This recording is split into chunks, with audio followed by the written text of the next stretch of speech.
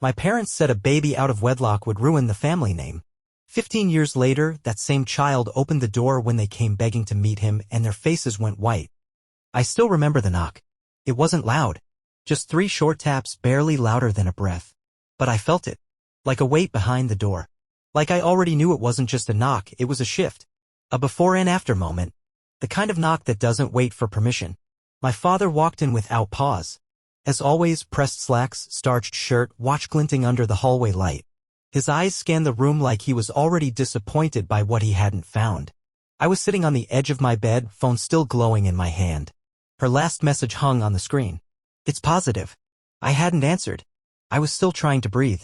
We need to talk, he said. No hello. No, how are you? I looked up slowly. Now. I followed him down the hallway. Everything in that house felt like it was designed to silence you. Thick rugs, heavy curtains, dimmed lights. Like the air itself knew how to behave.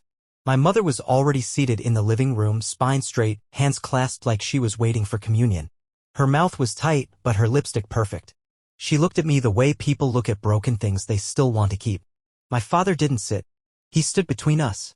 Like a judge. We know. I didn't ask how. He didn't explain. You're going to end this. Now. My throat tightened. She's pregnant, I said quietly. It's not something to end. My mother flinched at the word. Pregnant. Like it was offensive. Dirty. Something you whisper. You're 19, she said. You're a child. So's the baby, I said. They didn't find that clever. You've worked too hard to throw your life away like this, she added. You have a future. We built that future, my father cut in. We gave you every opportunity. And now you're gambling it for what? A girl who couldn't even make eye contact with us. I felt the heat in my chest. Shame. Anger. Confusion. But mostly shame. Because part of me had known they'd react this way. And part of me had hoped, stupidly, that they'd surprise me. They didn't. She's a good person, I said. She's not from our world, my mother whispered. She's carrying your child, I said. That makes her my world. Silence. My father didn't blink. Then you can have that world. But not this one. The words landed hard. Like a stone dropped in still water, slow, silent, absolute. They laid it out in simple terms. If I stayed with her, I'd lose everything. The apartment they paid for. The tuition. The car. The monthly allowance. The internship at my father's firm. The inheritance clause. The name. They weren't yelling. They were erasing. This isn't about punishment, my mother said gently. This is about preserving the family. A child out of wedlock, my father added, would stain our name. What about love? I asked. They didn't laugh. But they may as well have. They gave me 24 hours to make a decision. No room for negotiation. I spent that night on a park bench. I couldn't bear to be in that house. It was late spring. Still cold enough to bite. I sat with my coat zipped to my throat and my thoughts clawing at the inside of my skull. I tried to imagine my future, both versions. One with her. And one without. In the first, I saw struggle. Bills. Judgment. Maybe even failure. But I saw warmth too. A home that smelled like her shampoo and baby powder. Laughter. Her eyes softening when I came through the door. In the second, I saw success. Promotions. Applause. The hollow comfort of approval. But I couldn't see myself in it. I went to her the next morning. She opened the door like she already knew. She was calm. That was the worst part. No tears. No begging. Just a quiet kind of strength. The kind that made you feel smaller the longer you stood in front of it. They said they'll cut me off, I told her. She nodded. Will they? They mean it. She looked down. Then go. I swallowed. I don't want to. But you will. There was no screaming. No drama. Just silence. I stepped forward. She stepped back. And the door closed softly. Like the ending of a song I'd never get to hear again. I don't remember walking home. I just remember waking up the next day and everything feeling heavier. Like gravity had doubled. At breakfast, no one mentioned her. At dinner, my father poured wine and said, "We're proud of you." It made me sick. Weeks passed. I deleted her number. I blocked her on social media. I buried everything under work, expectations, structure. It didn't help. I dreamed of her every other night. Sometimes she was holding a baby. Sometimes she was just standing at a door I couldn't open. I started sleeping with headphones in. Just to drown her out. And then one day I walked by a stroller on the street and stopped mid-step. Not because I thought it was mine, but because for a full 10 seconds I hoped it was. That destroyed me. At family dinners, my parents would smile across the table and talk about the company, about upcoming trips, about how everything was back on track. I smiled too, because that's what sons do. And every year, on the date she sent me that first message. It's positive. I sat in my car at night, gripping the steering wheel until my knuckles went white. I never told anyone. Because no one asked. Because in my world, you didn't talk about things that made you human. But I never stopped counting the years. Or wondering who he was becoming. Or waiting for the moment when silence would no longer feel like protection. The first few years, I did everything by the book.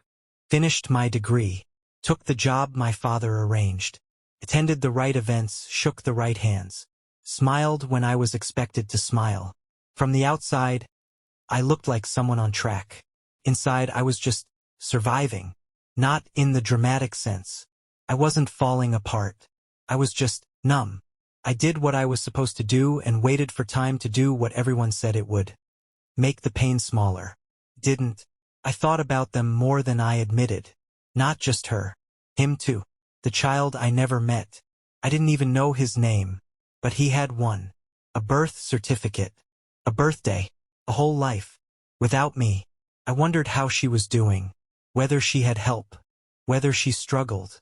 There were nights I'd lie awake, staring at the ceiling, trying to imagine what he looked like. If he had her eyes. My nose. Her smile. If he was angry. If he even knew who I was. Years passed like that. I built a life that didn't feel like mine. The job paid well. My apartment had a view. I ate at restaurants where people didn't look at menus. But something was always off. Piece missing. Like I was watching my life instead of living it. Then one night I saw her. On a street corner. Across the avenue. 15 seconds of shared space before the light changed. She hadn't seen me. But I saw her. She looked older but strong. Wiser. Not worn down, sharpened. And next to her, holding her hand, was a boy. Maybe 10. Maybe 11. His head tilted up as she spoke. His mouth moved with hers like he was correcting her or teasing. And then he laughed. And I swear to God, it sounded like me. The light changed. Car honked. The moment passed. I stood frozen for a full minute before moving again. That night I couldn't sleep. I sat at my kitchen table, staring at my phone, wondering what I was trying to convince myself to do. Call her? Right? Would she even read it? Would she even care? Would she delete it? Block me? Tell him nothing? I didn't blame her. But I needed to try. Not for her. Not for me. For him. Took me hours to write one message. 3 sentences. No justifications. No explanations. Just, I saw you today. You looked well. I know I'm the last person you want to hear from. But if he ever asks about me, I'd like to be someone worth talking about. I didn't expect an answer. I sent it anyway. A week passed. Nothing. Another. Then one morning, I opened my phone to find her name in my inbox. Just one line. He already knows who you are. I stared at those words until the screen dimmed. We messaged for weeks before anything real passed between us. She didn't offer forgiveness. She didn't ask questions. She didn't know me anything. But she told me about him. That he was smart, curious, stubborn. That he played piano, hated math, loved birds. That he sometimes asked about his other family. That she told him I wasn't ready back then. But that I wasn't gone because I didn't care. I was gone because I didn't know how to stay. That part hurt. Because it was true. Eventually, she agreed to let me meet him. Not right away. Not alone. Not without boundaries. But she didn't say no. And that was more than I deserved. We met in a bookstore. Neutral ground. Her idea. She arrived first, holding his hand. He looked taller than I expected. Shoulders back. Alert eyes. He scanned the shelves like he owned the place. She nodded toward me. He walked over, cautious but curious. "You're him?" he asked. I nodded. "Yeah, I'm him." He tilted his head. "You look nervous." I laughed. "I am. You don't have to be. I already know everything." I looked at her. She shrugged. "He's honest. Gets that from me." "And stubborn?" I asked. "Also me." We sat. Talked about books. About music. About birds. He told me he wanted to be an ornithologist. I don't know what that is, I said. Someone who studies birds, he replied, a little too proudly. Sounds like a lot of feathers. He smiled. After that, she let me see him again. Parks, cafes, even at their apartment once, for lunch. I never stayed too long. Never assumed. Never asked for anything more than she offered.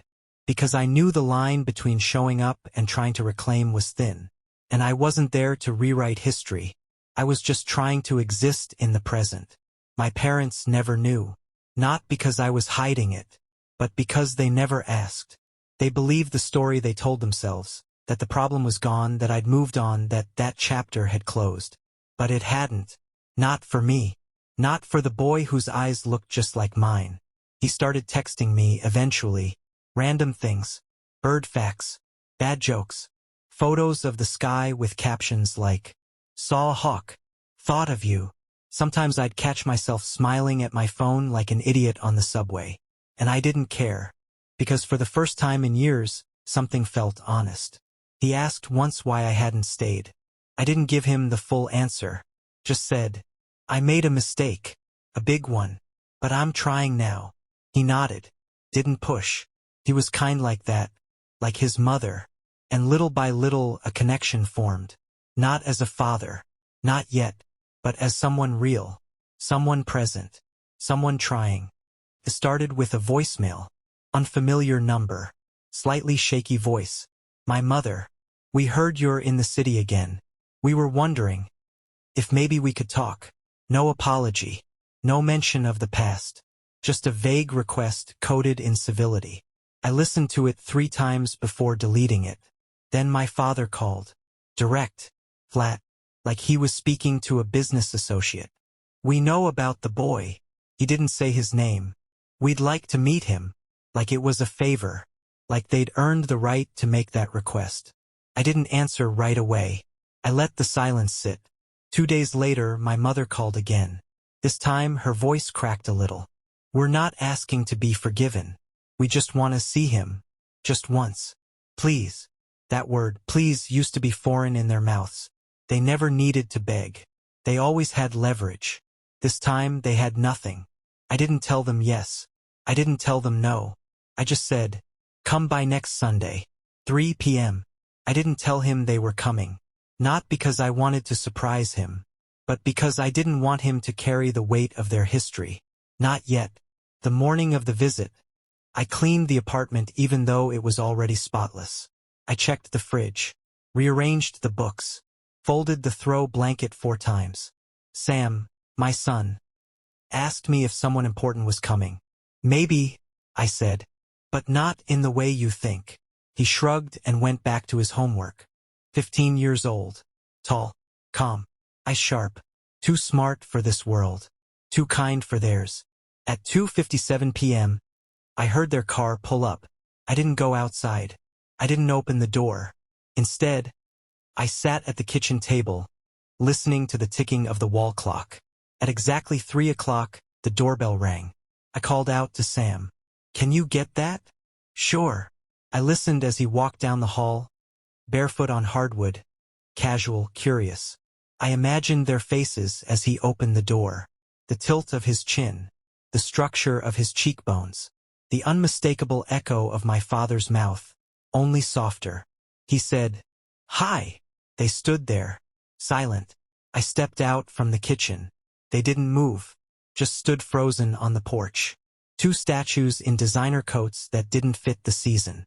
My mother spoke first. "You look just like him," she whispered. Sam raised an eyebrow. "I get that a lot." I stepped forward. "Come in. Or don't. Up to you." They walked in, cautiously, like the floor might collapse. I offered tea. They declined. I didn't offer again. We sat in the living room. They stared. Not at me. At him. He sat comfortably, arms crossed, 1 foot tapping silently. Not afraid. Just detached. Like he knew exactly what this was. My father cleared his throat. "We didn't know." I didn't answer. "We should have asked." I waited. "He seems bright." Sam smirked. "Still in the room." My mother flinched slightly. I said nothing. They tried to ask him questions. What school he went to, what he wanted to study, whether he played sports. He gave short answers. Polite, bored, like he was doing a favor by participating. And he was. At one point, my mother leaned forward. I hope we haven't made you uncomfortable. He shrugged. Not really. But I don't know you. The silence after that was thick. My father stood up. Thank you for letting us come. I nodded. No handshake. No smile. They walked to the door. My mother turned back, eyes glassy. He's wonderful. I nodded again. He's always been. They left. Sam closed the door behind them, locked it, walked to the kitchen and poured himself a glass of water. So, he said, that was them? Yeah. They kicked you out? They did. Why? Because they were afraid of what people would say. He nodded slowly. That's dumb. I smiled. Yeah, it is. He sat at the table across from me. They seemed sorry. Kind of. Maybe. You going to see them again? I took a breath. If you want to, we can. If you don't, we won't. He looked at me for a long moment. Then, I'm good. And that was that. After they left, we didn't talk about it right away. Sam didn't ask any deep questions. He didn't analyze their expressions or mine. He just went back to his homework. Like what had happened at the door was just another passing moment in a life that wasn't defined by them. And that somehow hurt more than anything else. Because I had spent years carrying the weight of their silence and he'd already learned to set it down. The next morning, my mother sent a message. Thank you for letting us come. I don't have the words yet, but I'm grateful. I didn't reply. Not out of anger. Just clarity. There was nothing left to say that hadn't been buried 15 years ago. They didn't reach out again. At least not directly. But I heard things. Through old family friends. Through cousins. Through the kind of whispers that find you when you're no longer trying to hear them. They were living smaller now. No more country club. No more press releases about philanthropic ventures. Just a modest apartment on the other side of the city. It suited them, I thought. Not out of spite, but because sometimes losing everything is the only way you learn what something's really worth. Sam never mentioned them again. He didn't need to. He'd met them once on his terms. And that was enough for him. He asked questions about birds, music, life, not about them. One day, a few weeks later, we were sitting on the porch. He was sketching. I was drinking coffee. It was quiet, the kind of quiet I never used to trust, but had finally learned to love. He looked up and asked, Do you think they meant it? What? That they were sorry. I thought for a moment. I think they meant what they could. He nodded. Okay. And went back to drawing. That was the last time we spoke about it. Not because it was taboo, but because some things only need to be felt once. The rest is noise. Life moved on. Not dramatically. Not quickly. Just forward. Bit by bit. I kept working. He kept growing. We had dinners. Fights. Laughs. Long car rides with too much music. We built a rhythm that wasn't loud, but steady. There was peace in that. People often ask if I forgave them. I never know how to answer. Because forgiveness isn't always a decision. Sometimes it's just a release, the moment you realize you no longer need what you once begged for. I stopped looking at their photos. Stopped flinching at the thought of their names. Stopped wondering what might have been. Not because I didn't care, but because caring had turned into something quieter. Something that didn't ache anymore. A few years later, Sam applied to a university out of state. He got in. Full scholarship. I helped him pack. One evening, as we boxed his books, he held up a photo, a candid one I'd taken years ago. Him, age 7, sitting on the floor with a pile of bird encyclopedias. You should keep this, he said. Why? So you remember the start. I smiled. You think I could forget? No, he said. But it's easy to get distracted. When I dropped him off at his dorm, I didn't cry. Not until the drive home. Because I wasn't sad. I was proud. And that was new. A week later, a letter came. No name on the envelope. No return address. But I recognized the handwriting. It was shakier now. More human. My father. I won't pretend we didn't fail you. We did. We failed you. We failed him. We failed ourselves. I still don't know how to make peace with it. But I saw him. And for the first time in years, I understood what I missed. I don't expect anything. But I needed to say it. I folded the letter and put it in a drawer. Not to save it. Not to burn it. Just to put it where it belonged, out of sight, but not denied. Because some truths don't need revenge. They just need distance. That boy they erased? He's not a secret anymore. He's a person. A life. A story they'll never fully understand and don't deserve to. But at least they saw him. Just once. On his terms. That's more than most people like them ever get. And it's more than they ever gave me. I didn't close the door to punish them. I just didn't open it all the way. Because my life? It isn't a performance anymore. It's a home. Built slowly. Patiently. And finally without apology.